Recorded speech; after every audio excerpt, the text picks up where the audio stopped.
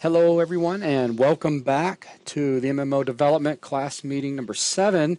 This is part 3 and we are continuing on with the discussion for how we want to handle the upcoming R&D with the persistence for the world. And then this, as I've already pointed out earlier, and for those of you that have been following along with the video, this is obviously a very serious thing that we need to come up with. And I was right before we started back up trying to talk Xavier into coming on, but his baby girl's sleeping 5 feet away, so he can't speak. And I don't care about your English being rough. I've gotten so used to talking to people all around the world that I just wouldn't notice. But please keep your questions coming. Trying not to cite examples right there. I was, but please keep your questions coming into the to the chat then, because like I said, you've been asking fantastic questions, and I want you to keep grilling Lee on that because I think it's funny. I'm just kidding, Lee. Okay, so continuing. All right, continuing. I think Nelson had a question that you stopped him short of, or stopped us short of. Okay, so Nelson. Video. Yeah, it was just something sorry about that. It was just something that I knew that you would have already thought of, but something you said earlier that I just want a clarification on. You said that as they walk through the world, they'll eventually have the entire world downloaded. And I was like, yeah, no one's going to appreciate a 200 gigabyte file sitting on their hard drive. Yeah, and especially if there was more than one zone. I mean, game requirements. Yeah. 1 terabyte 3 drive. terabyte hard drive. Now, in theory, they could. What I would envision being done is having a option inside of the settings for the game that would deal with the cache size, which would allow them to dynamically assign how much of their hard drive that they want to allocate to cache. So they could dial it down to a number. So if they've got a smaller system, they could put a limited amount of size for cache. But if they really did have 5 terabytes of data and they wanted all of it, they could slide the slider way to the other side, and then have an pruning method in there that goes through and then just make sure that the file size doesn't grow beyond a certain point, and then prune out the patches that haven't been accessed for the longest amount of time. All right. Now, real quick, trying to answer things also that get tossed out to me that I can. Wolf Knightley asks, Buzz, if there is not a quest or anything there, then why would you want to travel on player-made land? Well, first of all, we've hinted at some of the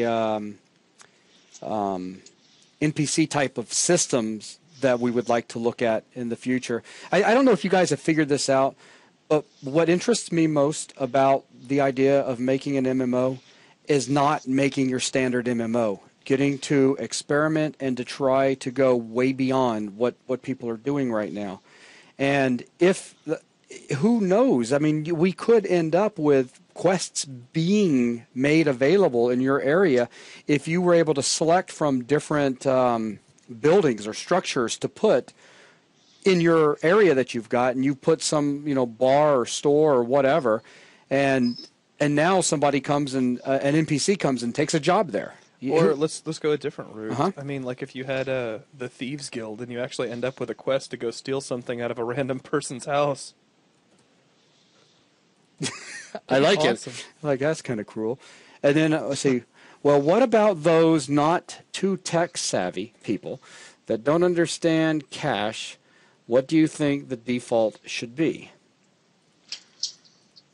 We'll have to play with that. That's just going to get into the alpha testing part of it and figuring out what's optimal. If we look at the fact right now, I'm estimating about 326K per patch. So, I'm so sorry to interrupt you, but Viper71DK, he said mission, but he's got a really good point here. Mission: go to my house and buy at least 3 expensive items from the shop. It's a good mission, by the way. In World of Warcraft, right now, if I was able to set up my own area and sell rock or herbs, flowers, flasks, etc., make my own store and all. I'm also an engineer with my mage, so if I was able to make really cool things and sell those, that would be awesome, and it would definitely give people a reason to come to me if I was damn cheap.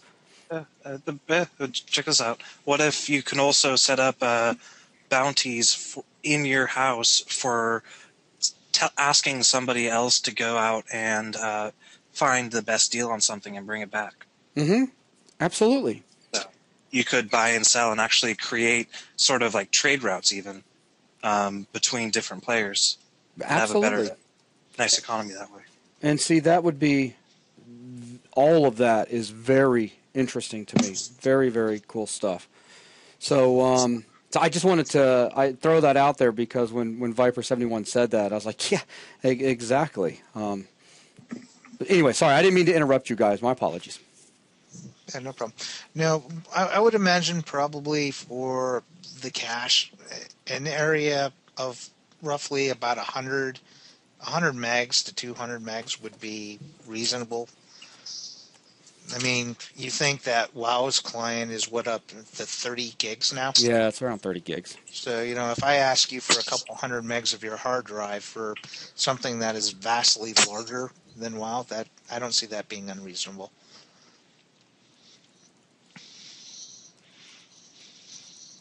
And at the same Gavin time, to also had a download an entire zone, I mean, give us the mile size, the square miles of a zone again. What is it? It's roughly about 2,600 square miles. 2,600 square miles. 6,400 square kilometers, roughly. So if we were looking at 30 gigabytes. That's right for the WoW folder, and that's where mine sits too. But lost my train of thought when he put the 30 gigs down. No, can't let that happen. Okay, I'm out. I forgot what I was going to say. You were talking about the size of a zone. Oh, thank you very much. Absolutely. How long is it going to take a person to travel and walk over all of? I mean, the WoW. Well, apparently, what is WoW? 80 square miles or kilometers or? 40, I think. Oh, 40 square miles. Yeah, that might have changed with the new patch, but I haven't seen. What are you talking about with the new patch? patch? Because with the new patch, all they've done is, I mean, granted, there are some new areas, but they've opened up a lot of the old area that was, Right. located back on the two main continents. That you just couldn't get to. Exactly. But what I was saying is, even if you look at our single zone at 80 kilometers across, if you happen to be, that Kenyan runner who now holds the record for the fastest marathon at like 2 hours and 4 minutes, 2 hours 6 minutes, it would still take him roughly about 4 hours to run from end to end. I just yeah, go ahead. A really quick unrelated question that just came up in the IRC to Zach, but are these user licenses or machine licenses?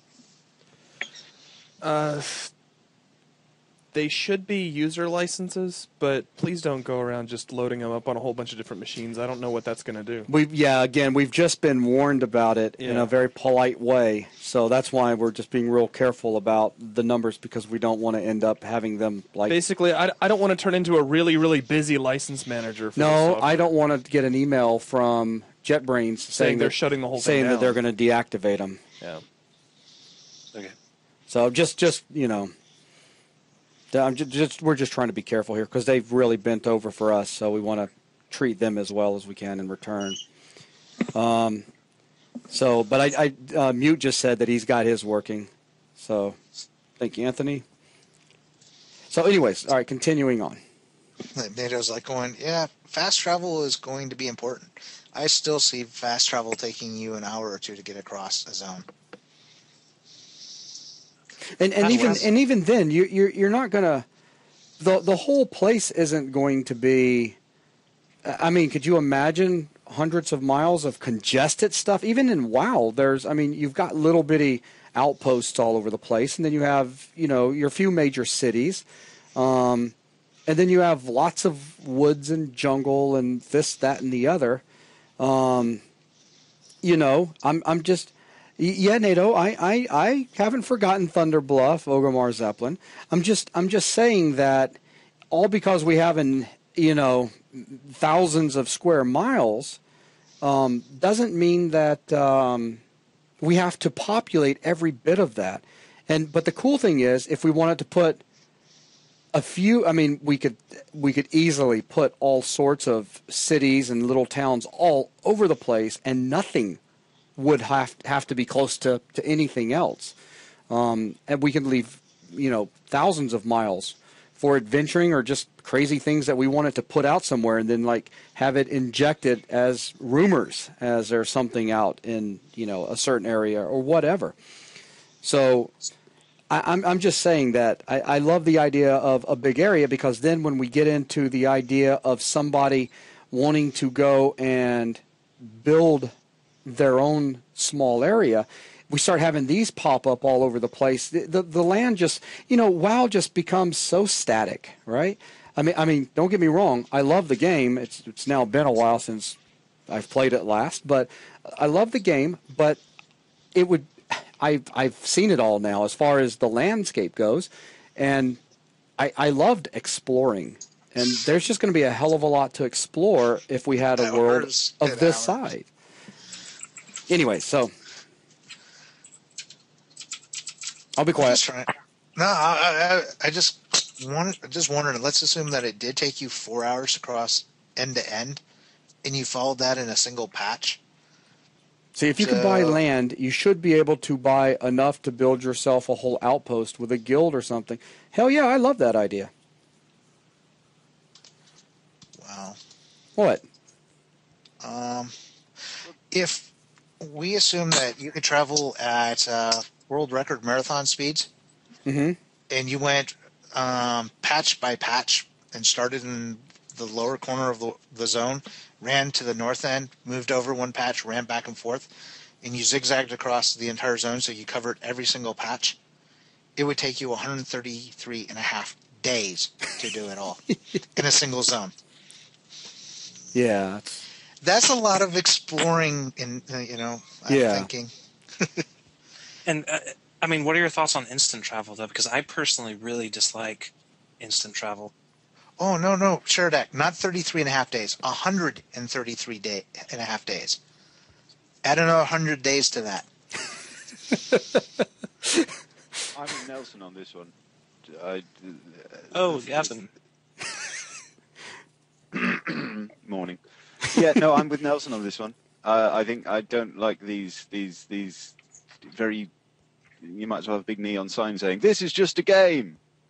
Break your suspension of disbelief." Yeah. While we load the screen for the net, or while we do instant But this ties in again to the whole idea of the type of thing, or more sort of the paradigm we're aiming for, because like you said, there's no point in recreating WoW. As soon as you brought it out, everyone would go, "Oh, that's not as good as WoW," because they've spent tens of years and tens of billions of dollars, doing it. Mm-hmm.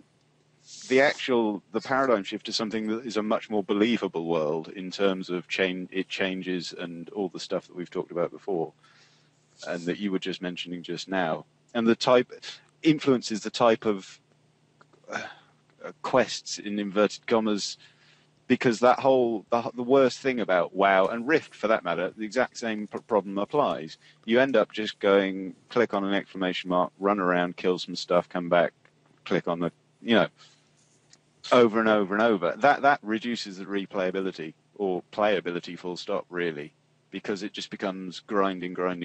Whereas if you've got the facility, like we're talking about, of having people saying that, literally having a player say putting up bounties on other players, for instance, who have caused them some harm, or which we have the facilities to do now, the way we're going, that leads to a completely different shape, way of playing the game. Almost everyone in the world could provide quests of one sort or another, whether it's a blacksmith who needs iron picking up from the nearby quarry, or it's somebody with an axe to grind, or there's no reason why this needs to be limited to people buying plots of land like we envisage on Earth. you could quite easily go out and buy an asteroid and build on. Mm-hmm. The possibility is there to actually have out into space and flying around. And, obviously, why wouldn't there be? Humans are going to come along. We're going to start shredding the environment for anything that we can get of value out of it. That's what humans do. So, this whole idea of quests being very much we'll go and find someone who's offering a quest, and that takes you to a different part of the world, for instance. There'd be no reason, people don't, or most people don't choose to travel around the world their whole lives. They settle down, they have friends, they have associates. The only reason that this tends to happen in games is because, particularly with MMOs, that the repetitive nature of the gameplay itself means that the only way to progress you through it is either with the sort of central campaign storyline, or to give you a new bit of world to explore. Whereas in our MMO, we're looking at a world that is constantly changing around you, even if you just stood still. Mm-hmm. Cities would grow and fall around, yeah, there was a point in there somewhere. We got NATO wanting to jump in here as well. Chris, you are Cool. Live with us. Hello. Hello. All these things I agree with so much of what you're saying.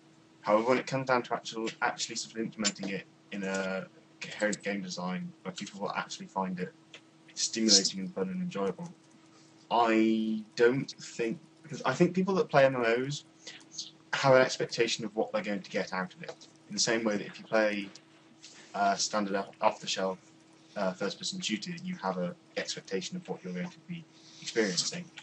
And I'm not saying that we should keep to the WoW model. Well, on the other hand, down to things like fast travel. As long as you go two routes in my mind. You either have a WoW type system. Well, you have three. You either have instantaneous travel, which is boring. Just discount that really.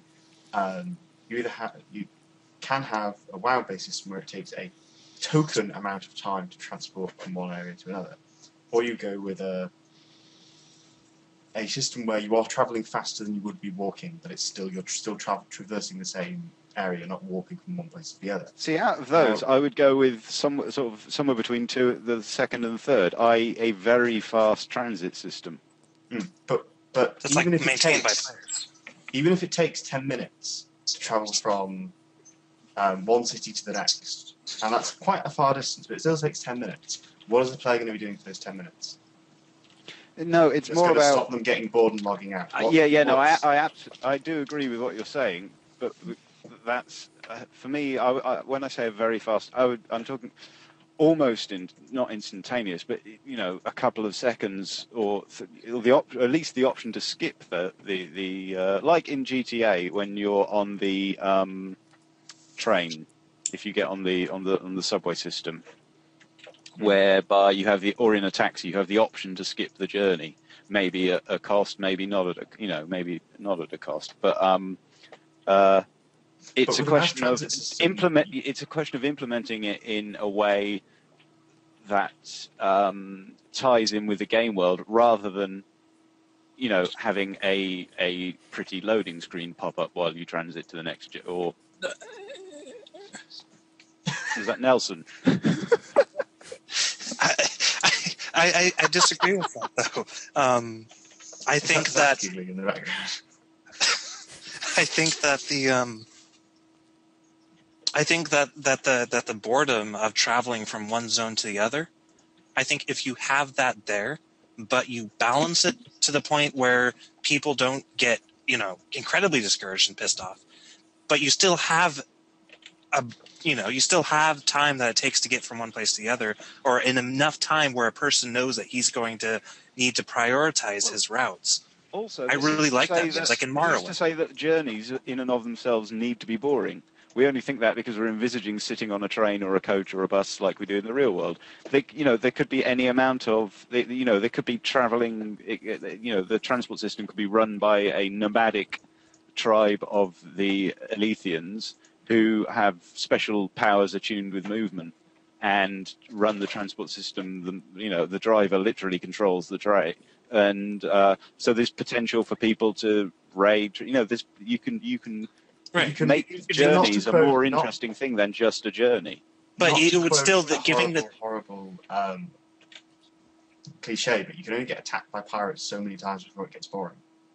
No. But for instance, if you're running a thief-style player character, you could. There's opportunities to rob people. That's the only thing that springs to mind off the top of my head. But what I'm saying is, why not make long distance travel an interesting part of the game? You don't have to just make it just travel. But- It's the same approach I as agree. Guys, I agree all with right, you. hang on. Sorry. All three of you.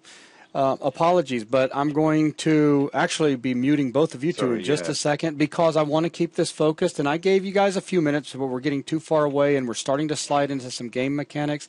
NATO, I promise, stay on top of Zach and Gavin. Well, not like literally, okay? Oh man, I'm just saying, just stay on top of them and let's go ahead and get you a meeting set up.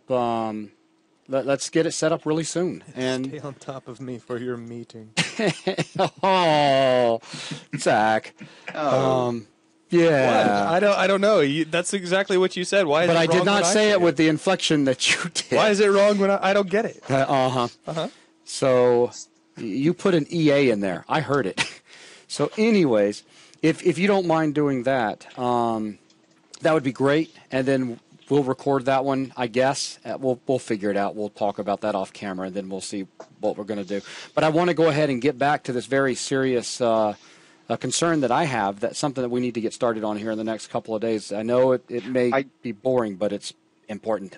No, I was just going to say, before you meet me, I did have a question that I was having trouble expressing in writing to Lee about that earlier. Oh, shoot. Hang on, let me just scroll back up to remind myself. Talking about the lower level. Yeah. Is that? Am I right in thinking that currently your thinking has been to have three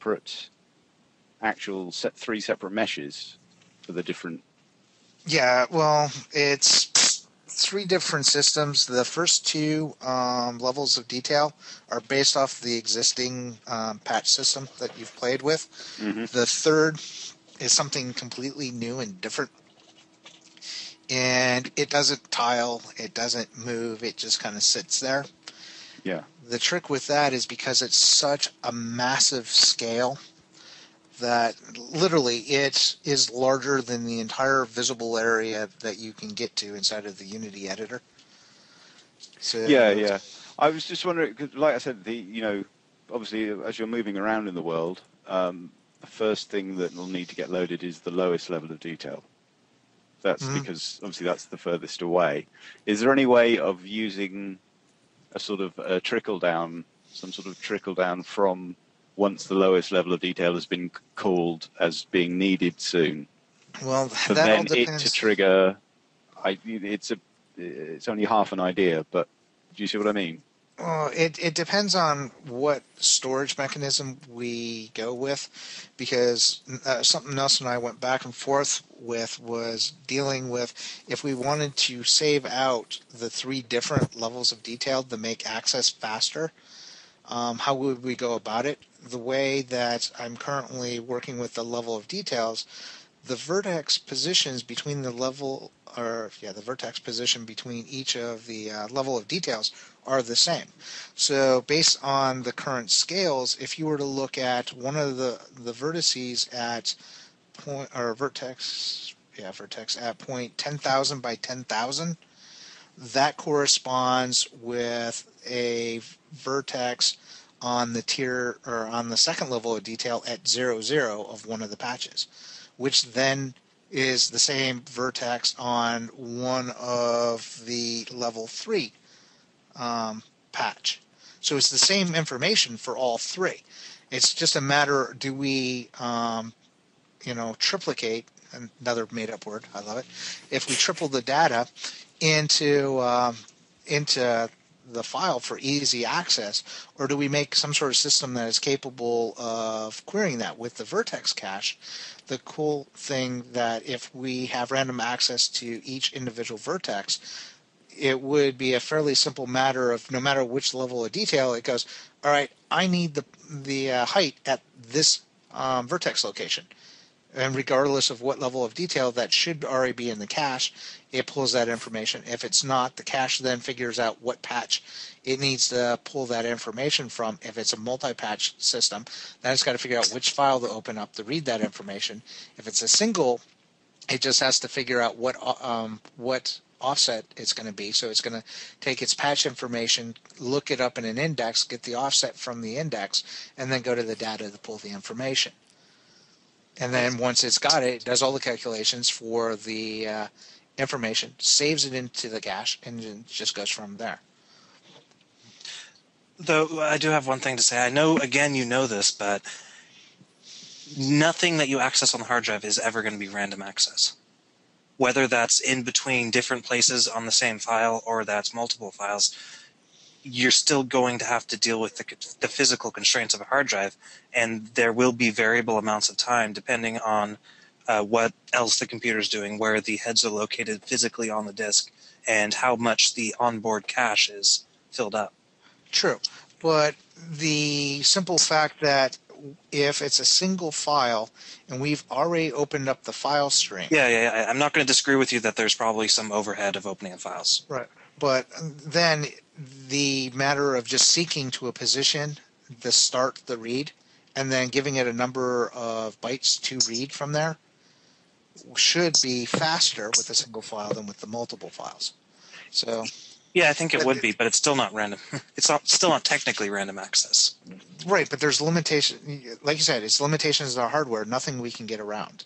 Right. So at that point, it's what can we affect and what can we do to make it as fast as possible.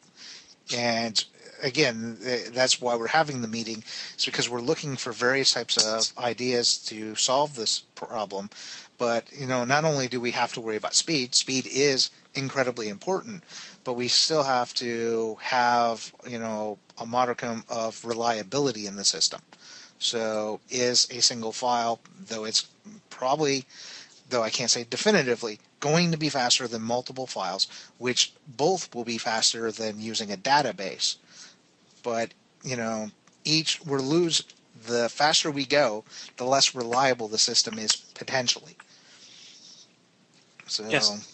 We're just trying to figure out what is the best solution.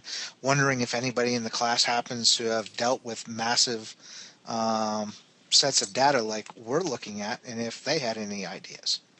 Because I am not a massive storage expert by any means. All I know is based off of what I've been reading for the last couple of weeks, some experiments that I've put together and what we've talked about, trying to incorporate it and come up with the best solution. I think it was A. Enrico that asked if I had looked at what Google Earth uses. I think at one point they were using a system by ADEX SAN, but that was a while ago. I don't know what they use now, but considering the amount of money at their disposal, I'm guessing it's proprietary or they bought the company long ago which made that for them. But I've done a quick Google search over the last couple of minutes, and I haven't found any information. It's just going to require some some more digging on my part. Digger? To figure out what That's that is. awesome. Digger. That's my favorite new word. I know, you got good ones. Require some digger. Hang on 1 second. We got a Mr. Joe Kravoski, hope I'm saying that right, that is with us in the class right now, and he's able to hear us okay, but I would assume that he's typing in the chat box for the GoToMeeting. And what you're seeing on the screen is actually an IRC client.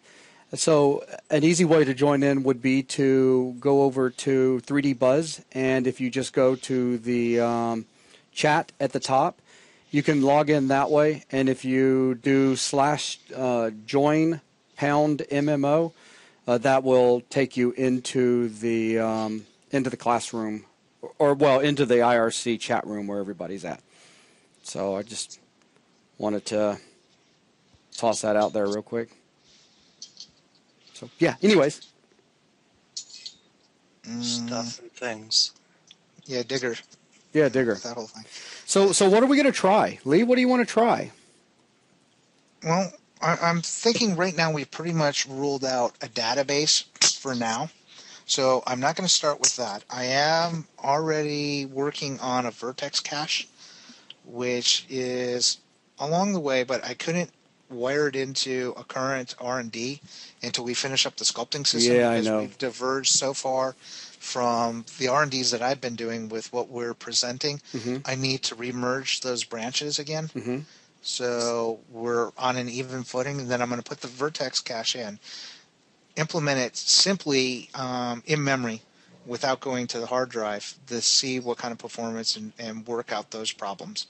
Once I've got that sorted out, I'm going to turn my attention to the data format, because the cool thing is what I'm envisioning for the data format doesn't care if it's a single file or multiple files, at least if I design it right. We'll be able to test both of them. Once I've got that working, then I would like to test both techniques. I would like to be able to set up a large array of folders, each with a single file holding the information for a single patch in it, and then see what kind of responses we get for loading in the information from that, both a vertex at a time and different test sizes of information. And then do the same type of test with a single monolithic file. I'm going to start off with smaller files so it doesn't take forever, and see what kind of results we're getting, and then increment to larger and larger test files until hopefully I can get to the point where we're working with a full estimated size of the database at roughly 200 gigs in size. And then if those pull I can pull all that off. We'll look at the numbers, make the decision of if we're going to go single or multi-file, and then once that's done, I want to take a look at messing around with some DXT compression, both DXT1 and 5.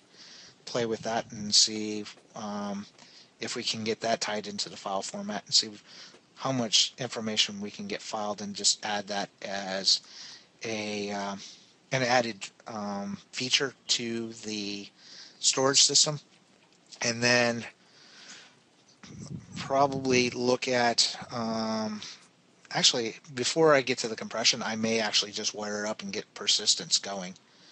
So we won't even worry about compression at first. Get persistence going on a individual machine, not even worrying about client server stuff. Get that working so we can save information, play around with it. Then we can look at either messing with the compression or looking at putting in fail-safes, because particularly not so much if it's multi-file, apart from making sure it's corrupted or not, or it's not corrupted. But if we end up going with the single file route, I would like to have some self-monitoring and self-repairing type code in there, so that we can know when something is broken, if it's possible to salvage it or to just flag it as unusable, which means we'll have to recover from the baseline train generator.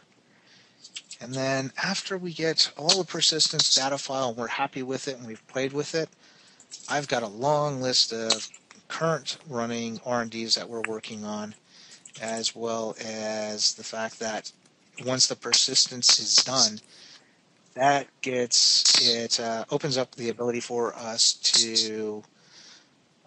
I get a lot of popping as well. Yeah, I think. That Let me opens try. up the I'm gonna mute possibility Nelson for a minute. All right, go ahead.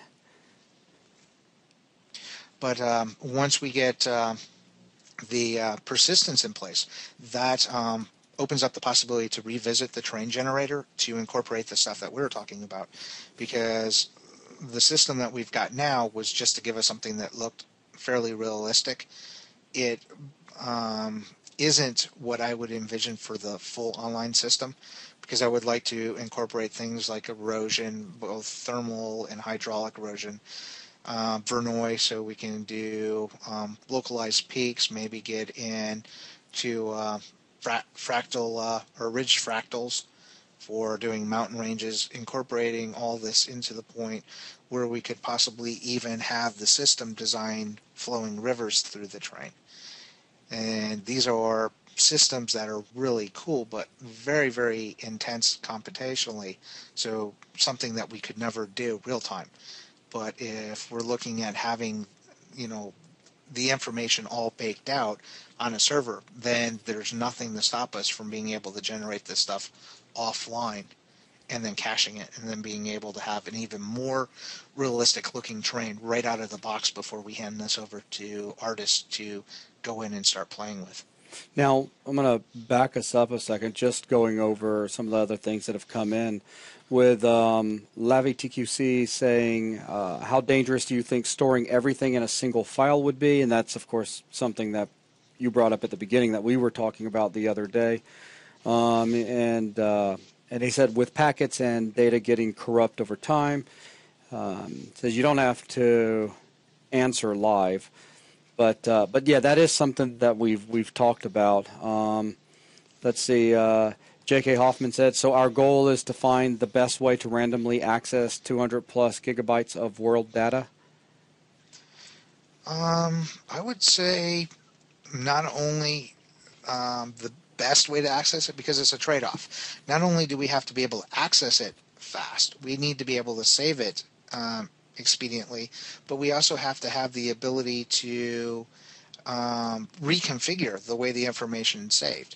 So if we go in and decide, all right, we need a record for the height information and it needs to be uncompressed, and we need the proposed changes, the offsets, that needs to be uncompressed, and we've got this data that needs to be compressed, and we go through and go, okay, we've got all this assigned, and then later down the road we go, oh man, we need some more records in here to cover this or that, or whatever anybody dreams up, and then not have to go, well, that completely invalidates the entire database, we got to throw it all away and start all over.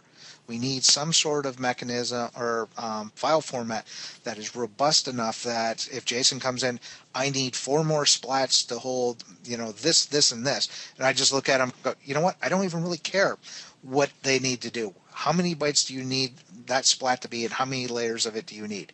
No problem. I put in some code, and then I give them the methods to get to that information, to encode it into the file, and then decode it from the file and give it back to him in the exact format that he gives me the information.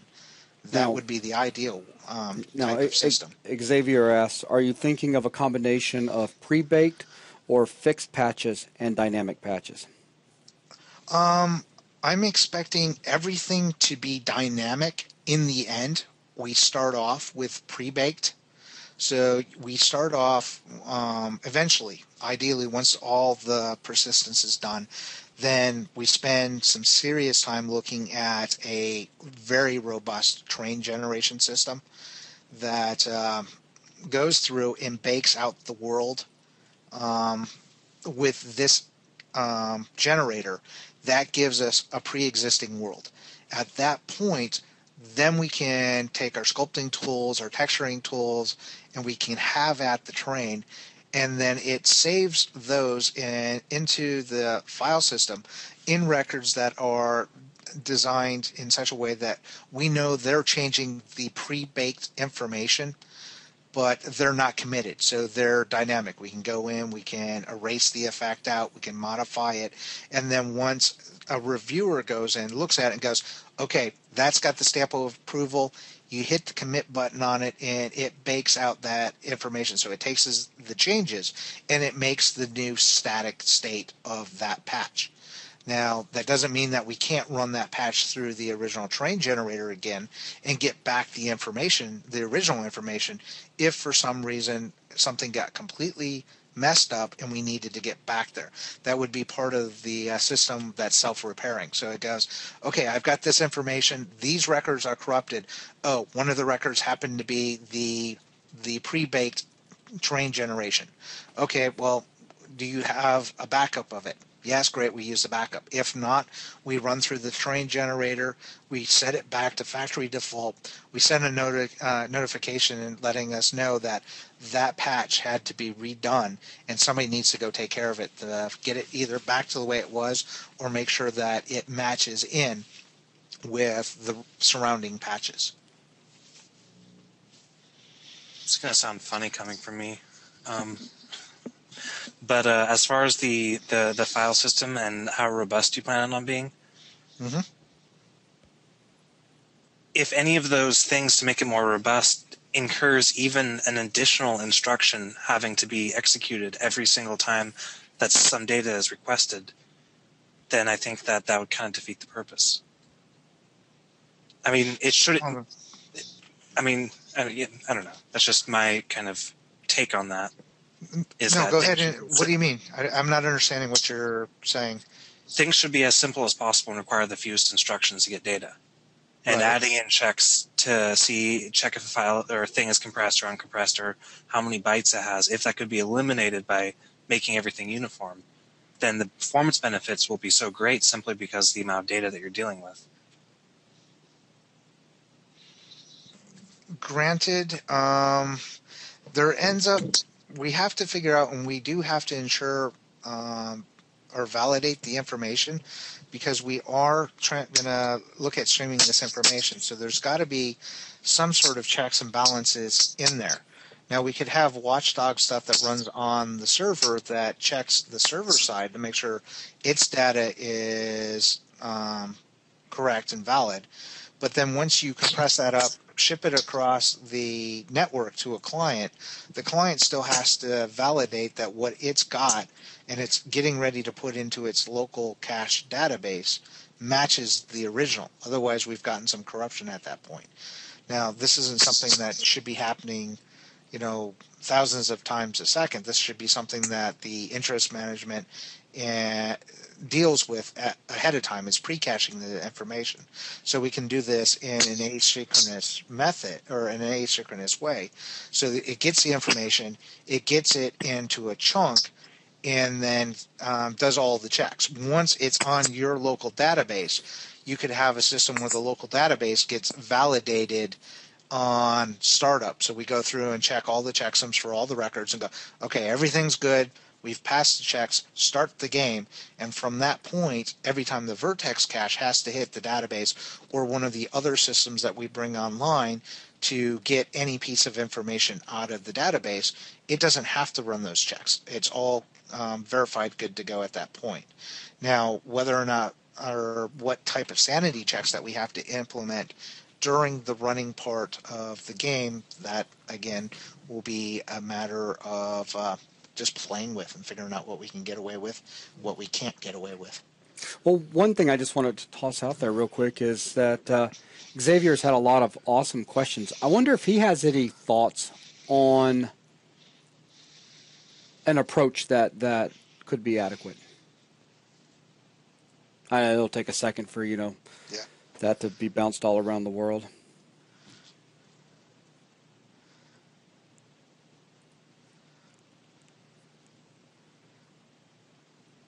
Nelson, you're failing at typing. You know how to unmute yourself because you've been doing it. So just unmute yourself when you want to say something and then mute afterwards, because when you and Lee are both unmuted, that's when we get the horrible, well, as Wolf Knightley says, kissy noises.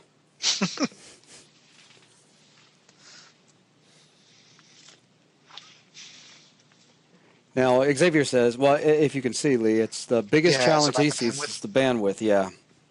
Yeah, and I agree. It's going to depend on how many clients are in an area and then what we can pull off with the interest management system and the prefetching. Because what would be nice is we want to minimize the number of simultaneous requests to download entire patch information, because a single patch is going to be fairly expensive in terms of size, especially if for some reason we decided to send the entire set of information, which is about 326K. Mm-hmm. But if we can set the system so it's broken up into multiple records, so not everything is inside of a single record, you're talking about roughly 10, so divide that by 1024, you're talking 10.2K of information just for the height information. And then we'd have to figure out how many splat maps we had, and I'm guessing another 10K for the splat map. So about 20K of information per patch is what I would imagine is the immediate information that we need to render the patch. And then beyond that, we start getting into the information for dealing with the generation of NPCs, of what they would be in each area. The cool thing with that is that's not stuff a client actually needs to have. That's more stuff that's going to live on the server side, because that's going to be the information that is going to be artist generated, but it's going to be stuff that the server needs to keep track of when it's generating NPCs into the world. Xavier said, on the file system, I don't really think anyone tried something as ambitious as this without, like, lots of millions of dollars. Yeah, I agree. But that doesn't mean we shouldn't try. Oh, man, this stuff is fascinating. It's like going, some of the stuff that I've been reading, it's just cool. Yeah, it is What's very that? cool. No, I was just agreeing. It is very cool.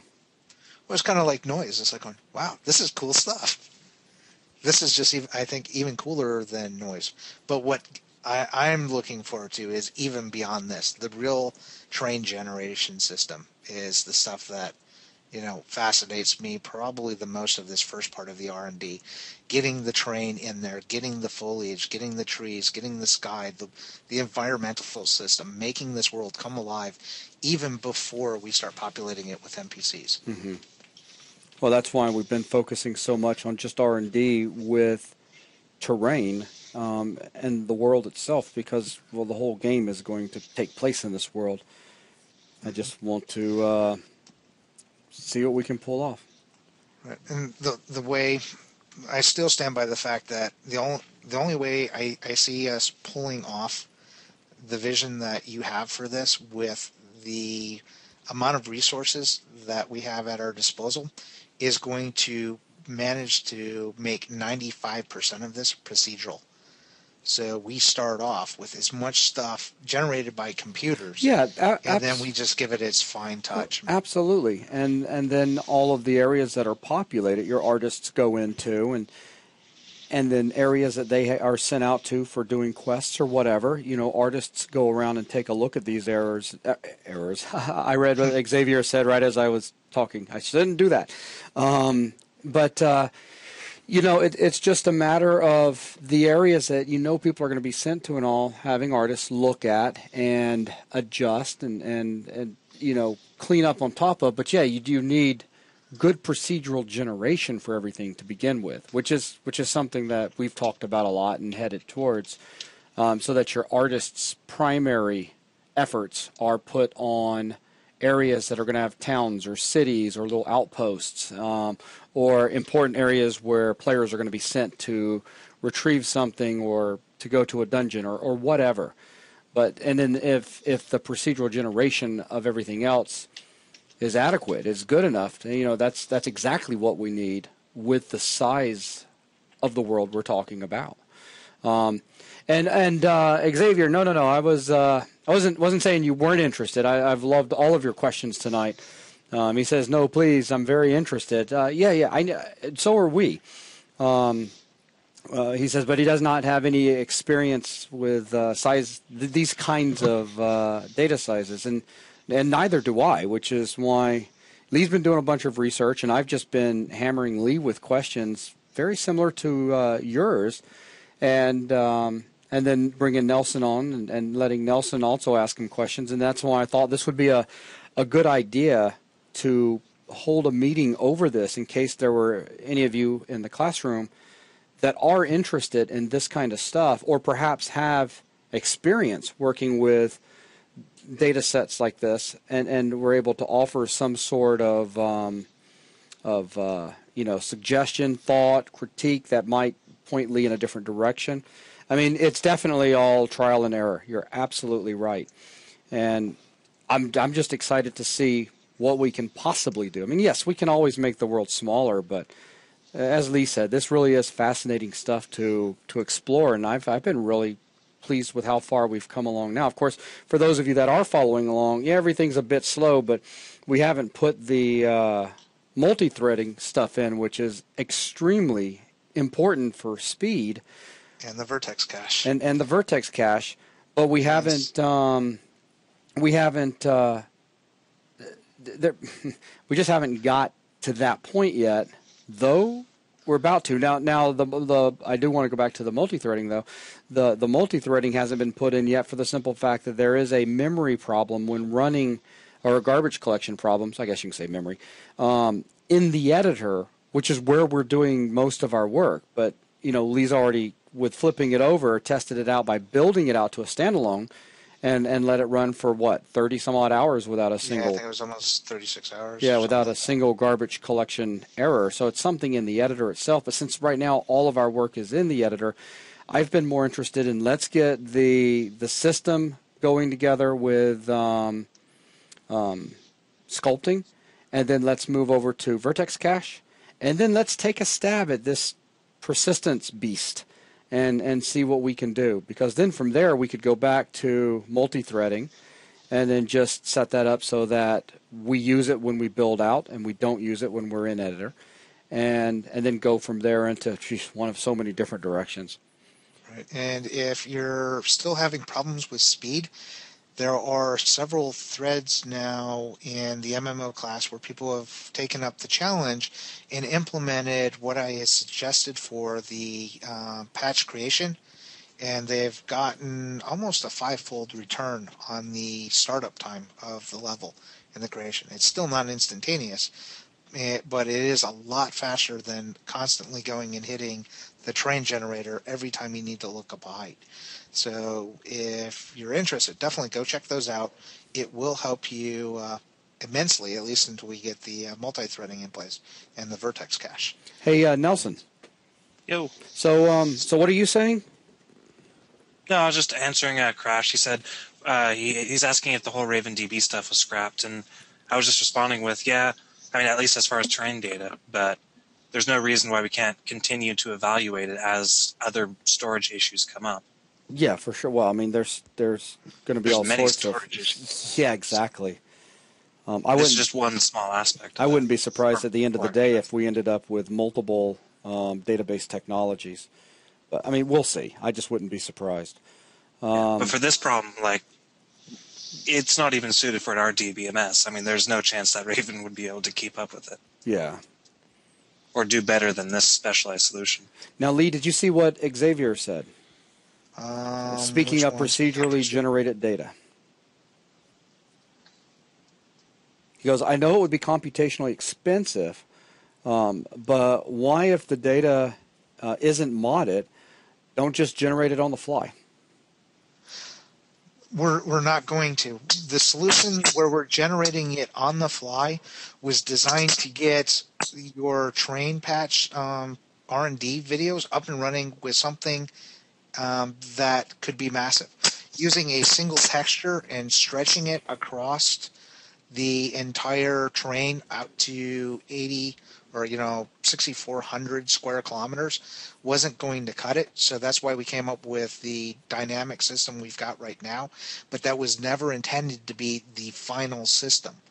We were planning from the start that eventually we'd end up with a large method or a large data storage system at which we would use a more robust generator, let that server or maybe even a render farm, depending on how big this is and how long it takes to generate a single patch, to go through and generate all the information and store it out to the data file for each of the patches. That will get us our initial starting point. So we won't be generating this stuff on the fly. It will be all based off of pre-calculated information. But we will want to generate the entire world procedurally.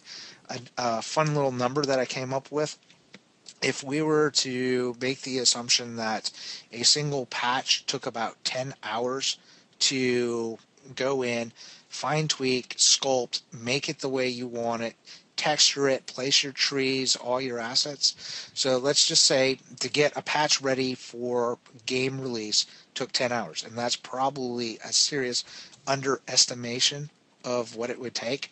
It would take 730 man-years to build a single zone, which is why this has got to be procedural if we want to pull it off.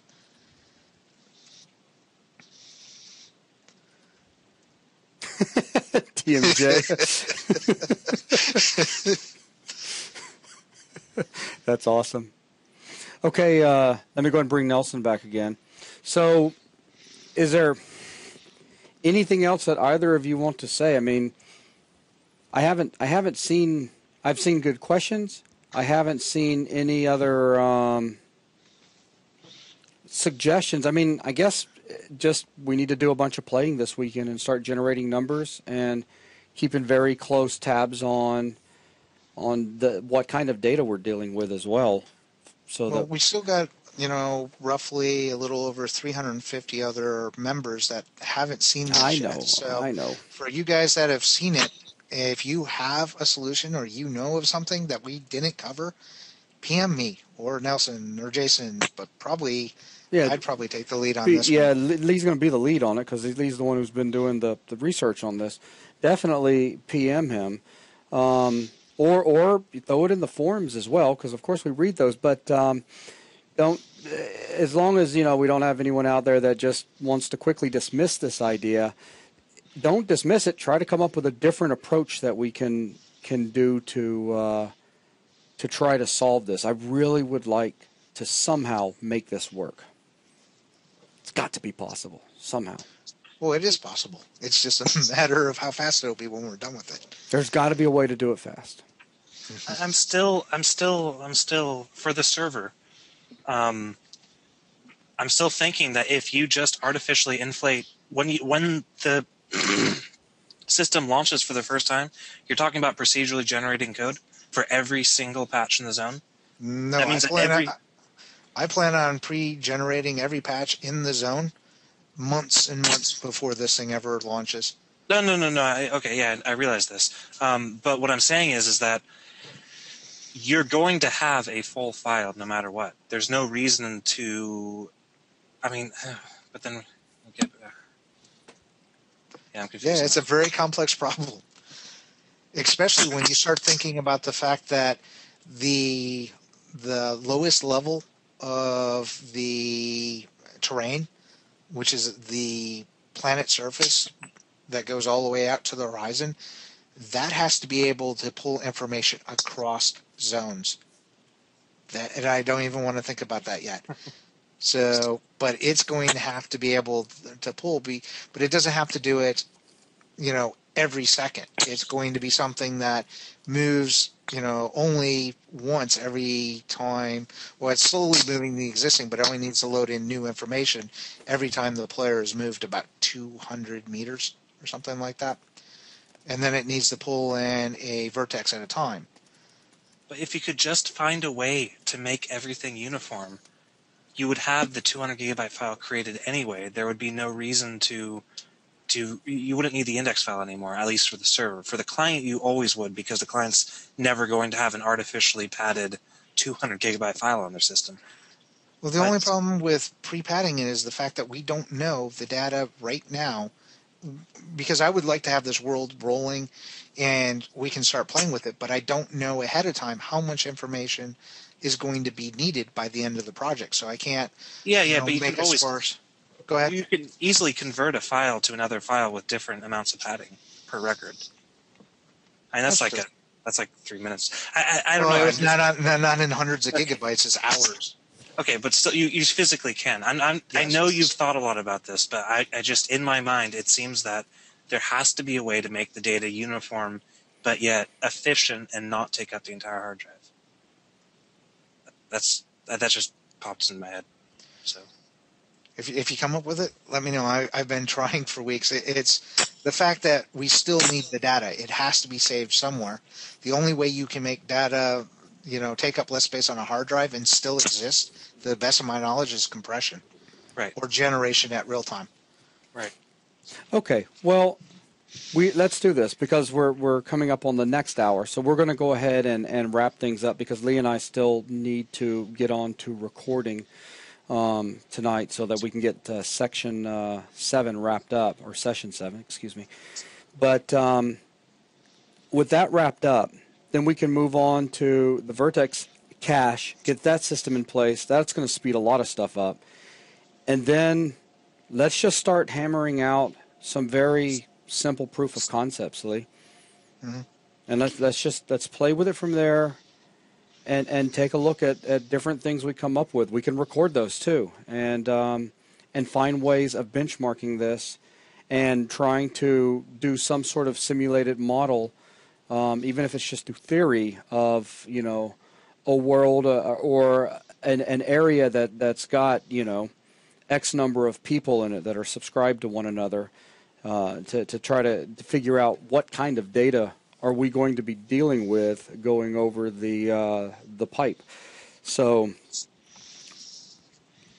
I mean, that's the best I can really say at the moment. We need to try now. We need to go ahead and start trying some stuff so that we can say, all right, this is what's happening. It's not so much even we need to start trying. We've already got some demos that I've been working on for the last week or two. We've got a baseline to start with, so we just need to try and figure out where we're going to go and refine the process. So, well, you don't have any persistence going on right now. No, but I have code for the data file system in place to create data files. Mm-hmm. So that project's already been underway for about 2 weeks now. The Vertex cache has been underway for about a week, so we're not starting from scratch. No, I know that. I know that. I'm saying we need to actually get something running with persistence so that we can start, benchmarking and getting some numbers down. Right. It's a really important one. And we'll, of course, continue talking with Nelson, too, as this moves forward.